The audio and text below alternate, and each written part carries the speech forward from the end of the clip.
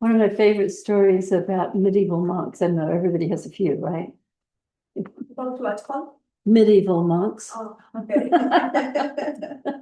a common category of stories.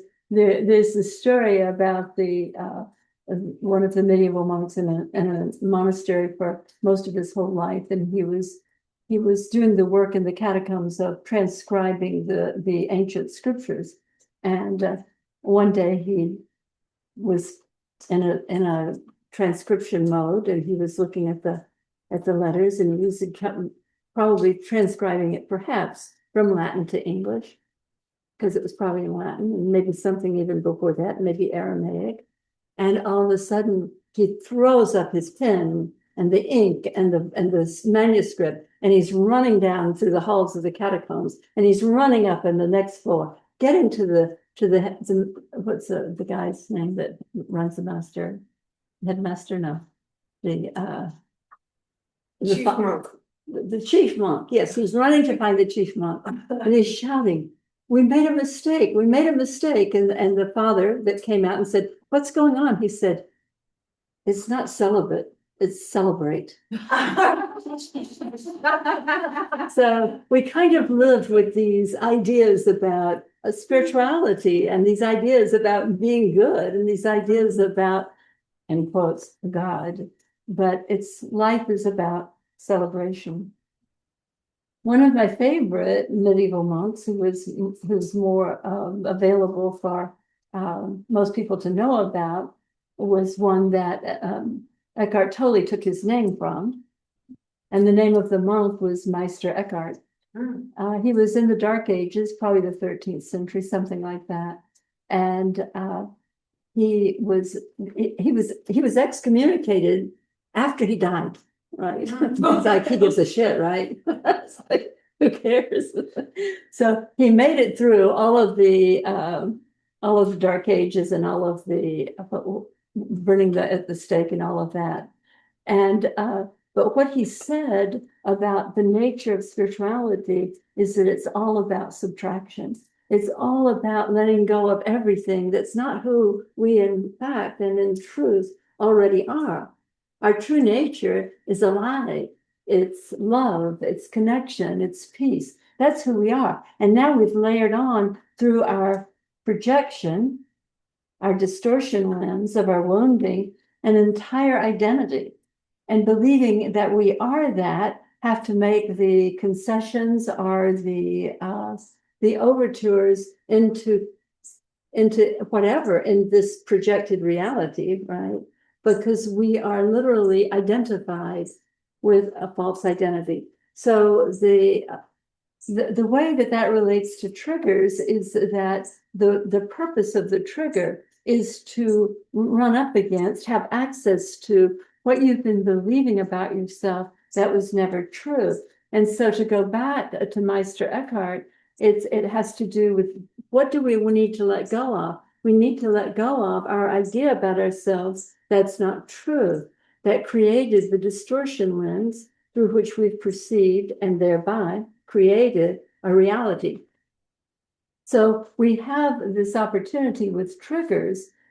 When you're triggered, you're having access to something that was not true, but that you have installed in what I call the distortion lens of how you perceive and then interact with reality. So if we have had an early wound, I'm not good enough, I don't matter, and then when that occurs, because it will, because it's the way we see, it's the way we perceive, when that seems to show up in the external, we get triggered, we're reactive, because what we don't want is to believe that we don't matter. What we don't want is to believe that I'm not good enough. All of that is against ourselves, and so thereby it gets projected, we get to experience it, but typically what we do with that is maybe go to therapy, can be a good idea, or look back into our childhood experience and finding the place through in our groups. The technology that we use is the 6 steps to freedom, to find out what happened that got installed, that we installed a distortion lens through which we see reality. So this gives us access to everything that needs to be let go of, so that in Meister Eckhart's vision, and that I agree with, is that letting go of everything that's not you, which will be your shadow, will be your conclusion about yourself, will be what got created the distortion lens through which you see reality. And as we know from our good friend Paul Levy, as viewed, so appears. And so now you have the dynamic of how a reality shows up, informed by the frequency of your early wounding. It's very compelling. It's like, believe it, hell, let me tell you about that person, right? So we are confirmed in our idea that someone else caused our experience. When we go through and are willing to use the 6 steps to clear the lens of perception, then we start to see there was a mistake. I believed something about myself that was never true. It's not really celibate, it's celebrate. I want to come home to that, to my true nature, right? And so the work of the 6 steps, the work that addresses the shadows, whatever they are, is the work of the subtraction that Meister Eckhart was pointing to. You are already whole, you are already free, you are already love, you are already everything that you would aspire to be, except for the distortion lens of the early wounding conclusions. So we do this work here. Recently, we've been playing around with a 7th step, which has to do with the simple identity acknowledgement of true nature as awareness, right? So that we don't get to the 6th step and having the light of awareness shine on that distortion lens and clear that, not understand that who we are is the awareness of it.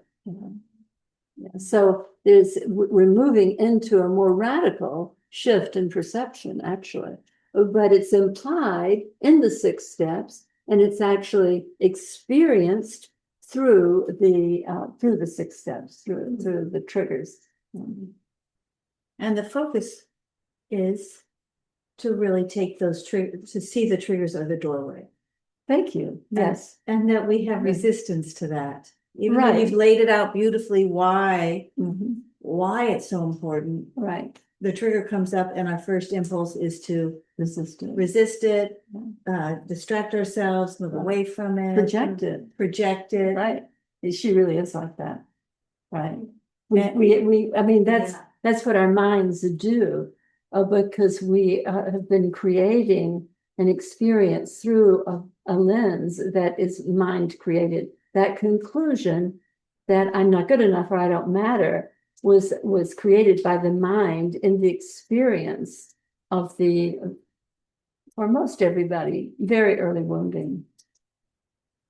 So what was that point you made just now? It was really just for us to really, so each week, I'll just tell you this, each week we're looking at some theme so that we're gathering information for a book on Pali's principles. And so we're kind of, we're trying to extract from Pali her thinking on that. And, what are the experiences we have in relation to that theme? And so really to see that today in human design, the sun is in the gate of shock. The last couple of days, you think your birthday may be in the gate of shock. And that's shock for initiation, shock for awakening. And so these triggers come and they're actually initiations. They're Shakti. They're Shakti. They're here to wake us up, to open our heart to unconditional love. That's the point. That's right. So for us to just take a minute and see, well, where am I not honoring the triggers? Where do I dismiss the triggers? Where do I whitewash the triggers? Where do I pretend they're not happening? Where do I not even let myself see the triggers? Can I open my arms and really take on triggers as a pathway and as a doorway without feeling like because there's a trigger, something's wrong? It's like, oh no, there's a trigger. yay, here's a door, here's a portal. A portal has just opened up. So what else can you say there, Paul? You said something so incredible yesterday about the me, about the me being formed with the suffering and the first conclusion that protects us from the triggers are the way to get back to that. Yeah, I think that my point was, I don't remember saying anything like that, but I did a lot. I think that what happens is that out of the triggers, we create a me, we create a personal identity, and it's like, somebody says, but what about this? And you said, I don't, but once we believe something, it has a certain kind of veracity. It has a certain kind of power. If we believe that we are that way, it's like, I often say, you can have a shitty ass ugly baby, but it's yours, right? It's like, look what I've got. I'm very sensitive. Every time I'm near her, she hurts my feelings. I'm not going to be near her ever again. And so now we are caught up in the external, and it's going to proliferate there because we're engaged with the frequency that's at cause in the matter of the early identity, right? I am the one who's sensitive. I am the one who is left out. I am the one who can't get what she wants. I am the one who's not lovable. All of that those are identity statements. And as we create those and we attach to those, this is this tricky part. This is like, I think of it as the cosmic joke. But as we believe that, attached to it, then we will have a world that proves it. As viewed, so appears. This is the nature of this reality that is being pointed to now through quantum physics. So the information of our identity, the information of our idea of ourselves is like a frequency. It's going into the quantum field. It shows up as something that maybe you don't even know this person, right? You have nothing to do with them. It doesn't even seem to relate to you. And all of a sudden, they are judging you or criticizing you, are putting you down. So that we are seeding, as in scattering seeds for a garden. We are seeding a field that is the information we're seeding it with shows up as our reality. I'm left out again, right? So now that's a trigger. And then we employ the 6 steps to clear that. It's an amazing technology. It was what I was looking for when the awakening occurred here in 2010.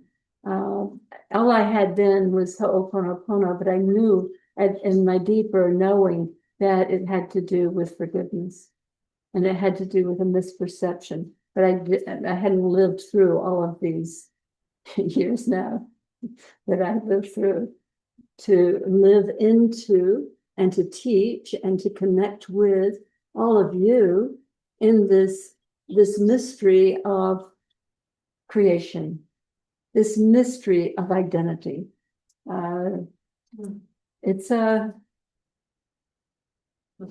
We are here literally to save reality by our shift in perception. The work that you do as an individual experience of your own lack of self-regard impacts the morphogenetic field of consciousness, which is what we're living out of collectively right now. So it's important. If we'd been growing up in the 50s, as I did, we would be, I used to think that I needed to marry a minister because I knew I was pretty bad. I remember saying to one of my aunts, my mother had 4 sisters that were all hilarious. When you grow up in the South and you have this certain kind of Scarlett O'Hara identity, which all of them had, right? And then it's like living in Gone with the Wind, basically, but with more modern clothing. But I remember saying to her one day, Aunt Mary, I know I'm not a good girl. I was probably 6 or 7. I'm not a good girl. And I know, if I'm gonna be able to go to heaven and live like Jesus wants us to, then I need to marry a preacher. So I was like, and the preacher, the old preachers who were in town that were every Sunday, I had but then there was a young preacher that came to do the tent revival in the summer that I turned 7, and I was like, I hope he's still around when I get old enough. So we are participating in ways that are for sure that was not even close to my sense of the nature of reality at that point. But the access that we have now is amazing. It goes beyond psychology. It goes beyond even trauma. And it goes into our participation with creating a perceptual lens through which we then have a reality that shows up that matches it. So we'll open the floor to people who are brave enough to bring their triggers in for consideration, or on the online here, and we can do the work. Or anybody want to suggest any direction for the conversation, because that's what this is. We're together to put the light on the possibility of a new reality. Shakti? I have an improv kind of question. In that, this path feels like we're using the triggers, as you're saying, to drill down and set ourselves free. And someone brought it up last time, that there can be a process of just not identifying or even picking it up. And I'm curious about how that fits into things and the spiritual bypass thing. Mhm. And if you have any comments. Well, a couple of comments on that. I think it really is an issue. I think I was an A student at spiritual bypass before I saw through what I was creating and how I had access to it. This was before the 6th step. This was the episode of Dallas Without the Sex that all of you have heard about.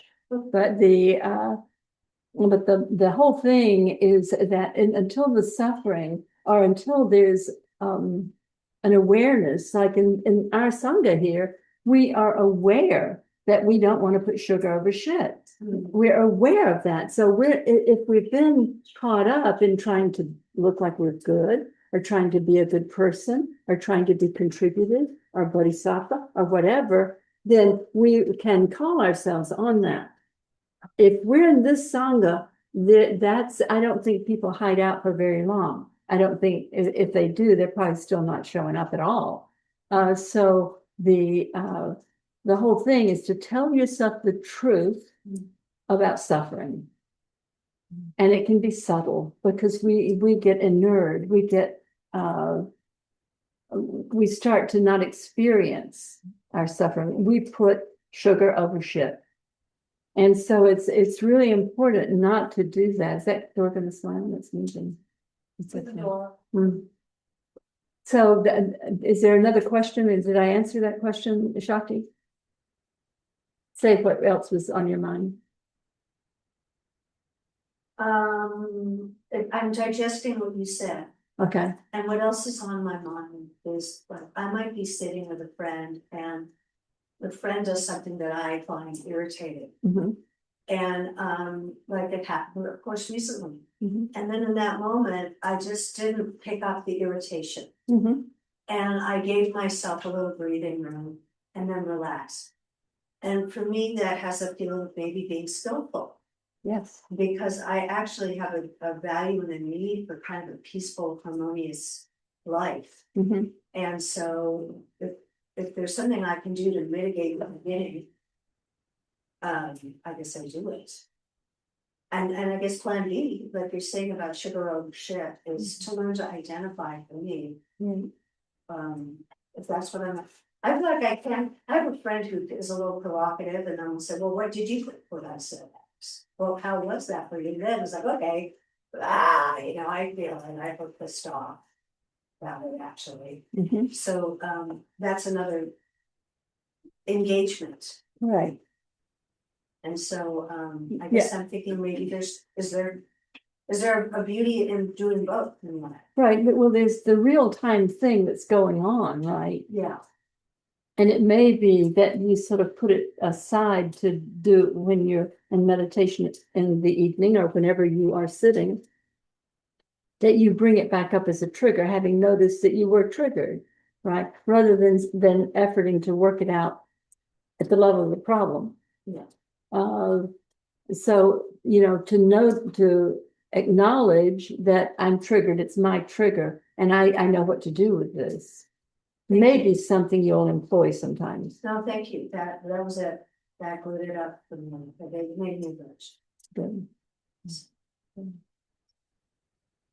I have a trigger like to work with. Yes, please. We already have a session about that called Here I Am Again. I'm dealing with something with my sister. I decided to create one space between her and her, and I'm feeling guilty. So you said something about the seventh, one extra step. What's the seventh about? So I can do 1 to 6 and add the seventh one. What's the seventh? Since the first 6 haven't worked, you want the 7th one? No. I want okay. You give me the end, okay? After 6. Okay. Yeah. The 7th one is the acknowledgement. When the forgiveness and the 6th step doesn't always lead us to an identification with our true nature as awareness. So in my meditation, I thought there's a 7th step that's needed when we drop the story, we drop all of what we've just processed, whatever that trigger was, right? And we experience ourselves as awareness. Awareness is not defined by my gender, my age, my appearance, my place in reality in the world or whatever, right? It's the awareness of all that. This is the awakened state, is that you know yourself as the awareness instead of as being a subject of a story or a condition or identified as a body mind. Okay. So it's a radical step 7, and however we end up with employing it here, is a radical shift in perception, but it's the one that we're moving towards with the 6 steps. I love it. Yeah. It's even another layer of embodiment. That's whatever, of awareness, even though we know that's not the body, but how we can express this reality in awareness. Right. So I'm triggered. Yeah. It's about my sister. My sister Linda. It's about me. And the feelings are betrayal, anger, and only like a feeling of unsafe, that I can't trust. Mhm. When it was the first time it's happened,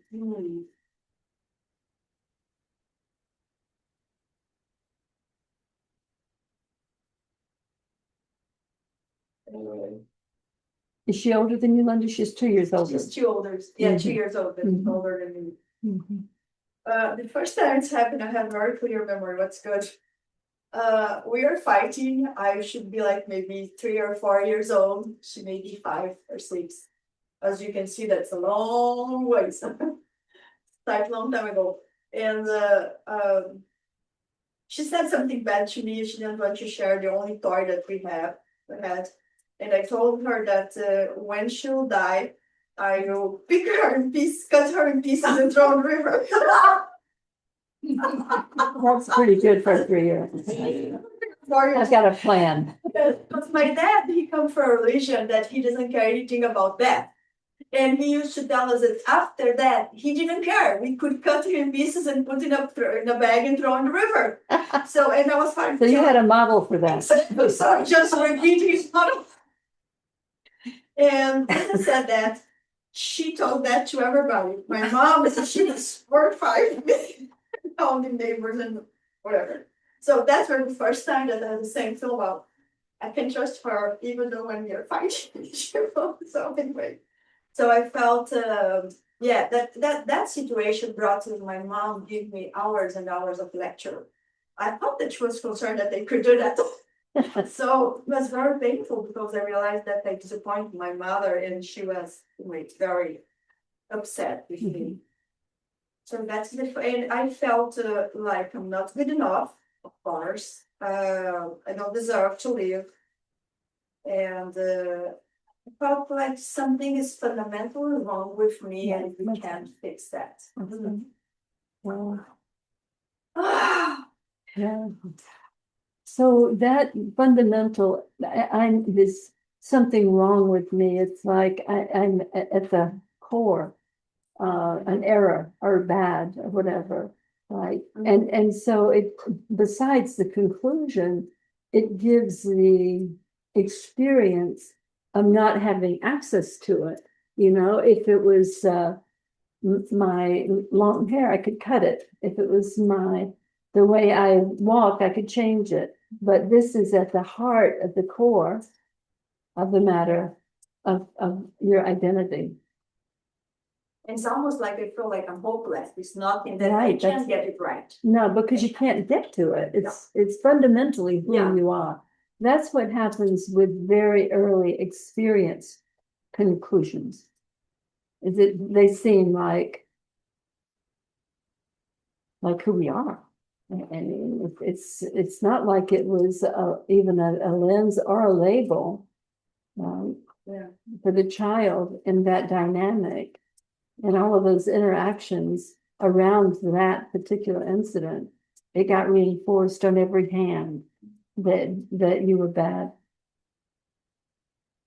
Did you speak the whole conclusion? Yeah, and I think it's the first time that I get to that part there, that feeling of fundamentally wrong and that I can't be repaired. That's something you have to say, I have no access to fix that. It's beyond my power. Right. I'm born with that thing wrong and it's not that I can do about that. It's like I'm a bad person. That's why after saying that, they told me, must be a really bad person to say that to the sister, like, oh, okay, I guess I am. Right. So yeah, it's like I almost felt like I was a broken toy and it's not fixable. That's right. Yeah. So I forgive myself for ever believe that I'm not good enough or that something fundamentally wrong with me. Oh, now I understand where this knowledge connected with Ho'oponopono. Right. Just forgive what has come to me because it's mine. So forgive about my memories, my thoughts, my feelings. I forgive myself for believe that. I know the truth about myself. And the truth is that I'm the awake awareness, where all reality unfolds in front of me. Doesn't mean anything about me except the frequency that I was believing. But since it's a belief, I can change this belief and be aware, experience awareness as awake awareness. So that your awareness of that is like the shining so bright on that conclusion. Yeah. It's like, you know, how you can have a really bright light or you can be in sunlight sometimes. And it's so bright that if you're holding a book, it just whites out. It's a whiteout, right? So the truth of who we are, this awareness that is our true nature, shining on this error, which was unavoidable but never true, will dispel it. And in the way I just described. Yeah, I feel it just doesn't apply. It's not true. It's like, you know, we attach to things in these subtle ways well, you don't know how I got treated my whole life. You don't know who my mother was. Well, it's true, but everybody had some version of the same mother, I have to tell you.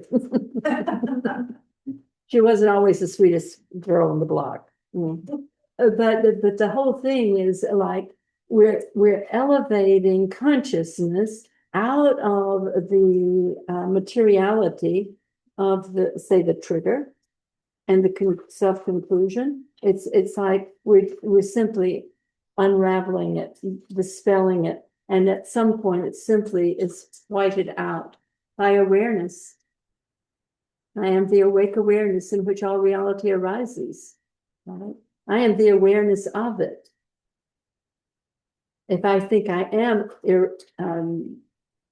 unable to be fixed, I can't think of the word right now. Repaired. Yeah, I'm not repairable, right?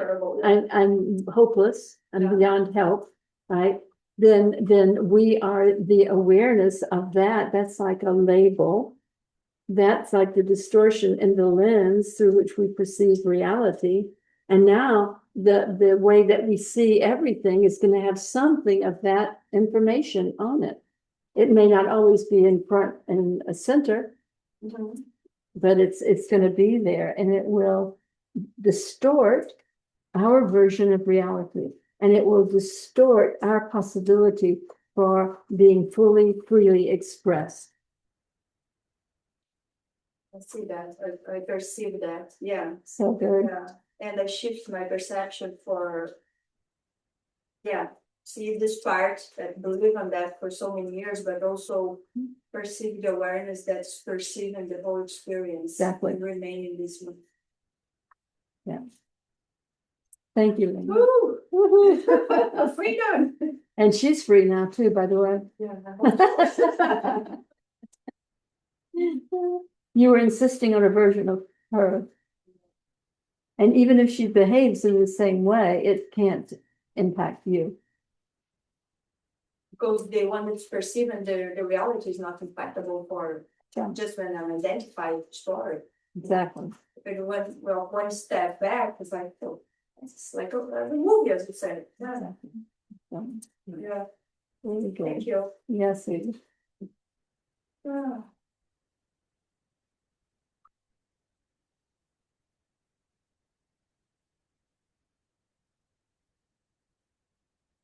Anyone on Zoom or in the room here have something you'd like to work with Polly on, a question or a resistance to a trigger, Resistance to doing the work. resistance to doing the work? I was Adora's got her hand a up. major player at that for many years. Dora, Yeah, Dora's coming on here. okay. Hi, Polly. Hi, everybody. Hi, sweetheart. Hi. So I took a break from listening to your work from when I did the first workshop, and I really wanted to integrate it. And it's been, I feel like it helped so much to be in that 6-week consistent, process to just, do the practice, work with other people. And I think it opened a doorway to something for me, which is that I notice now that I can tell when my triggers are happening because I feel it in my body. And as soon as I feel that offness, and I'm very, connected to my body, but I don't even have to go to my mind anymore, which is not to be trusted anyway. So I just think this is great because, I don't even feel like in some ways I always, and maybe this is the cop out, but I don't always want to try to understand the original wound because I'm so tired of trying to figure out things sometimes. So I just go, okay, well, I know what I'm supposed to do is to relax and to just actually feel this and just to feel the, emotion, the upset stomach, the tension, the drama. And then, what I try to do is just keep it with me and not try to do anything about the situation. Right. Is that right? Am I doing it correct a little bit? Okay. Right. If we can sit with the sensation, because the body registers that, right? And like you're pointing to, if you can sit with it without resistance, the reason we tend to, and probably necessarily for most of us, go to our minds is because of our inability to sit with sensation, right? The sensation of the wound is, I mean, it's clearly your practice has led you to this, which is remarkable and really, really good, because if it clears in the body, if you allow the sensation, that's exactly like doing without the label, accessing what was experienced early on and the conclusion that was reached. And everything comes to pass if we don't resist it. And so these things that show up as sensations can be, that's a great direction to use. And that's, yeah, because what we've all done typically is resist the sensation of the conclusion. Mm-hmm. Yeah. And then to even kind of take it a step further. So as I start to feel it, then my mind wants to go, okay, I want to figure this out now. We've been sitting with this. And so I've been sort of gentle with my mind, playing the advocate of going, why don't we just sit with it even more? Like, just more, days or, and then I think the ultimate then is to actually where we, and maybe I'm wrong, but where we let go of having to, I don't know, almost like trusting that the universe has our back. Is that part of it? And that, the whatever's happening is going to happen, the momentum. So it's like getting out of the way of the doing something about it to stop feeling uncomfortable, or just whatever. And then watching what happens in front of you. That's what my newest thing is to just, yeah. Is that still on track? Because I have been out of the work for a little bit. So yeah, it is. Okay. And it's in the direction of the, well, it's been a few months now, but the teaching of that our true heart is not polarized. It doesn't have love and not love. It's the field of allowing. It's the field that Rumi pointed to in the poem, is the field beyond right doing and wrongdoing. I'll meet you there. It's from the Beatles. It's Let It Be. What I'm hearing you describe is putting this into the field of allowing, just letting it be. But the reason that is so powerful is because it's not polarized, right? The field of allowing, I believe, is our true heart. And I think it's what we gave up with what we call the fall, what we call the moving out into fear and polarity, which is described in the Garden of Eden story as a metaphor for that, right? And so our true heart being the field of allowing, for me, that's the return to the garden. That's the return to the peace and the ease and the sense of connection and the allowing, the field of allowing. It has such a, it cannot be of the mind. The mind will never go into allowing. It's against its nature, right? It knows its job, and that ain't it, right? So I appreciate this work that you've done and the direction you've taken it in that clearly fits what works for you, which is great. Thank you, Adora. Thank you. You just said something very important, Polly. You just said that the allowing, the field of allowing could never come from the mind. Oh, that's powerful. Yeah. Because now we know that when you're in the field of allowing, you're in awareness. That's right. That's Or you're right. trying to bypass spiritual bypass through the mind, but it doesn't. That's right. Oh, that's beautiful. Yeah. Yeah. It's so spacious and easy, and it's our happy place. It's our true nature, actually. Yeah, something happened. Yeah, Colleen. I've been noticing as things are like jumping up in the world, getting more intense, that I'm feeling a lot more sensations in my body, a lot more pain, tension. And in sitting with that lately, I've been told this before, and also it feels very true that my field is very permeable and I let stuff in. And so I was feeling into, and there's also definitely a sensation of feeling like kind of collapse around it, like I can't do anything about it. Mhm. And I know when I was really young as 1, that there was a lot of intensity. Mhm. And I think that I felt like I had to somehow absorb or transmute or take on all the chaos happening around me. And so when I was sitting with it, well, people were working, and just now, what I felt was that I had this conclusion that God just sent me here to be like his soldier, his foot soldier, and I had to take care of all of it. And I couldn't say no to any of it. And then I was having a really challenging time forgiving myself or forgiving that confusion. Mhm. And what I got to was that where I really needed the forgiveness was not ever being on my own behalf. And if you could just say a few words around, I think that I'm still kind of like, there's somehow I don't think it's safe to say no. Right. Like somehow it's gonna be really bad. I don't like let everything come in and try to fix it. Yeah, I just would really love to get to that place of that field, Yes, right? that's right. Yeah, the impact on a child that's pre-language and even after, before 5 years old, the information coming in is so impacting in terms of the conclusions about the nature of reality because of that information coming in. Like you may be discarded, you may not be respected, you may be abused, you may be left out or whatever.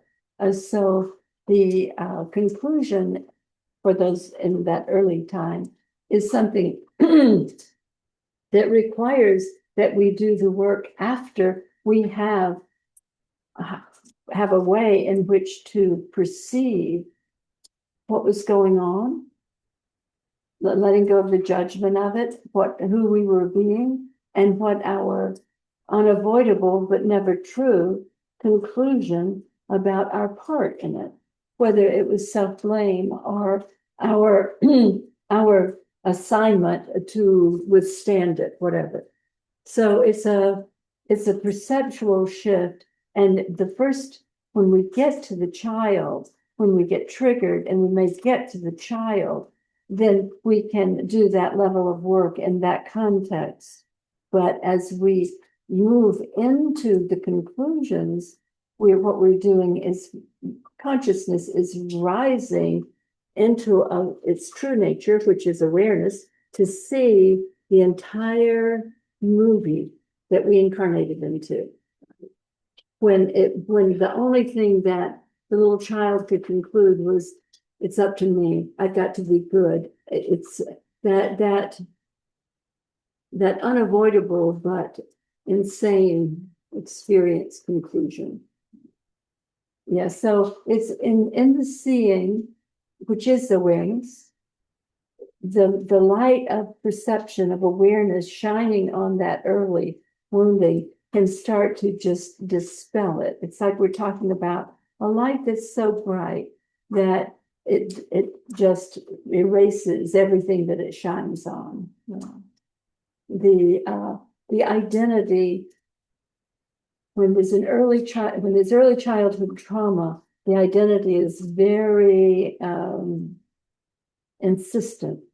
And it sort of grows up with us in a way. Yeah. And we have a version of it that's our grammar school version of whatever we concluded. Then we have our adolescent version. And we may move out of, in response to that identity, that conclusion that was unavoidable when we were an infant or a child or toddler, we will now be, we may be in rebellion. But it's still in response to that, to the belief of what we concluded. So it's an ongoing process of awareness shining on something and seeing through it and knowing yourself as the awareness of it. This is the awakening experience. When I know that I am the awareness of this, it doesn't, and then it's like I am in the place of creativity and response instead of being at the victimhood, being caught and being caused in the matter. It's just what's happening, and the bright light of awareness shining on that. In other words, what we are doing here, whether we do it with the 6 steps or in just acknowledging like we're doing with you, what we're doing here is seeing through the distortion lens and clearing the lens of perception, because it got installed. I mean, you know, the cosmic joke is basically ever since it got installed, however, whether you were 10 months old or 3 years old, it's been the way you've seen reality. Yeah. And I mean,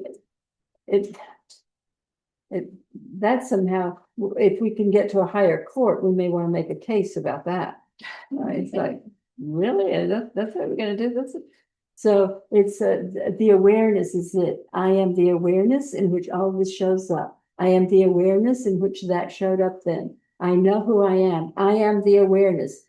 As I am clear and not perceiving through, I don't matter, I'm a piece of shit, then I am, that awareness lightens and lights up reality.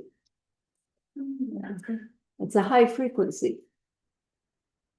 Feel how much love is available from that place. Yeah. Like love for myself as a child, like how much I needed for something to be, to feel like you control something. And even if it was meant that the control was to try to be the perfect fixer of everything. Oh, yeah. And I just feel so much love. And even love for the whole situation. Totally. Yeah. It wasn't a tragic mistake. No. Yeah. And my body definitely responded. Yes, thank you, sweetheart. Thank you, Quinn. Okay, I think this is a good moment to pause and shift into meditation. Just a gentle reminder, Polly offers her wisdom and her heart by donation. We have a basket in the back with PayPal and Venmo. Yeah, so please support her. I will go ahead and turn off the recording now.